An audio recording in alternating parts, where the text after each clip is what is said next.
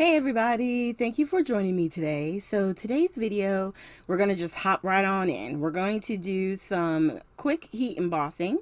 I'm going to treat my white watercolor paper with my EK Success tool, and I just kind of tap the powder all over because this particular one keeps getting clogged. And I just use my oversized brush from Nuvo to kind of like spread it around. And then real quick, I'm going to re-ink my ink pad. I want to get a brand new one, but until I can get one in, I'm going to re-ink and keep re-inking, only because sometimes the pads just look so dirty after a while. It's like, I just want to start with something fresh, you know? All right, so I'm just going to ink it up, the clear stamp, and stamp it down. And with this image, I'm definitely going to stamp it twice, only because I know I just re-inked my ink pad, and I just want to make sure it's so big. I don't want to miss any detail on it. This has to be one of my favorite stamps that I recently got from, I think it's the Colorado company. They have like oversized images. Oh my God, they're so cute. So I'm using the Alabaster White from Brutus Monroe, and I'm just covering it, making sure it's fully covered, and then I'm just going to dump it back in. I found my coffee filters, and I love it because you can just toss it, throw it out when you're done. I don't know why I keep them hidden from myself, and I emboss all the time. Like, they should just be a staple on my craft desk, really. All right, so we're going to heat this up, and it's going to be hard to see because, one, it's white embossing powder on an almost white watercolor sheet, so that's why I kind of have it on the angle even for myself, so I can see when it's dull and then it turns like a shiny white, and then that way I know it is done. There's no spot that's missed. So last time I used the Wink of Stella with the black watercolor paper, and on this one I'm going to take this apart and take my yellow piece off and then put this back together. And when I initially put this together, I'm squeezing and I'm realizing nothing is coming out, and I'm like, well, it doesn't normally take that long. Like, once you take that piece out and you screw it back together, your fluid should start rolling down, and for some reason it just was not like connecting correctly. So I wind up having to take it off and on like a couple of times. And it was frustrating because I'm like, I know how this thing is supposed to work. I've used this like 100 times. I have gotten new ones of these. So this is pretty simple. So I'm coming out of the screen because I'm saying to myself, this is crazy. But what I'm talking about is like, it's where the clear plastic connects to the black. You got to make sure you screw it all the way up for it to release and allow the glitter, the fluid, to actually come down. So I'm just using, this is the Spectrum Noir glitter, I guess the glitter brush pen. And I'm just laying down the Scarlet Gouache, and I'm just spreading it with the sparkle marker. Okay, same technique that I used with the previous one. The only difference is we're using the Spectrum Noir brand, and we're using this on the white watercolor paper. So I just dipped the brush right into the gouache for the green because the spots were so tiny. To try and put it down with one brush and then spread with the other just would have been annoying. So when I was done with the green, I just wiped it off again on my little scratch sheet, so that way I can make sure my brush was clear and I wasn't going to cross-contaminate my project. And we're just going to go ahead and continue to spread. So what I do is I put the darker line up by the embossing edge, and then I use the sparkle brush to bring it down into the open area.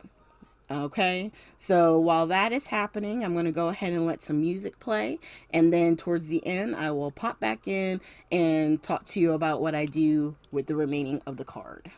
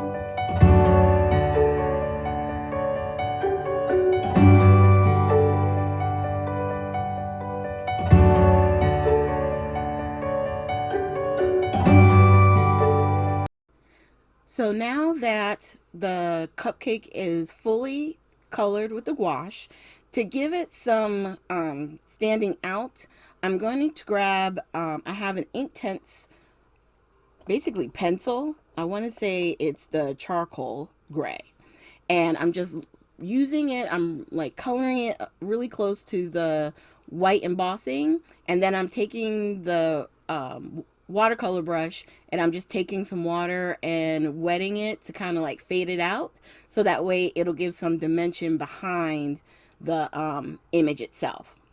So I went off camera, finished going around the entire image, and then I put a whole bunch of foam tape on the backside. And if you ever have problems with the foam tape, I just grab something pointy and pull off, like kind of press it or pick it up so that way it's easy to pull. And then bam, that is the finished project. Look at that, you guys. I love how it turned out. That little bit of gray around it just helps it to stand off from the background and give it some separateness, you know? Like if I had fussy cut it out and put it on top of another piece of paper, you could do that as well. So I'm trying to show you the sparkle. I'm using my phone. I know it's kind of hard to see. Well, I guess you just have to take my word for it, but it really does have a lot of sparkle. And I think it's a combination of the Spectrum Noir pens. They do seem to have a little bit more of a glitter punch than the Wink of Stella, even though the Wink of Stella is glittery, okay? So if you have Wink of Stella, use it. Don't have to drop it and go run and get the Spectrum Noir one, but the Spectrum Noir one is pretty sparkly. Just saying. And then here are the close-ups. I hope you guys are enjoying this series. I'm really having fun coloring and playing with the gouache colors. So I thank you guys for sticking around. Make sure you hit the like, subscribe, and share button. And I will see you with my next video. Have a great one.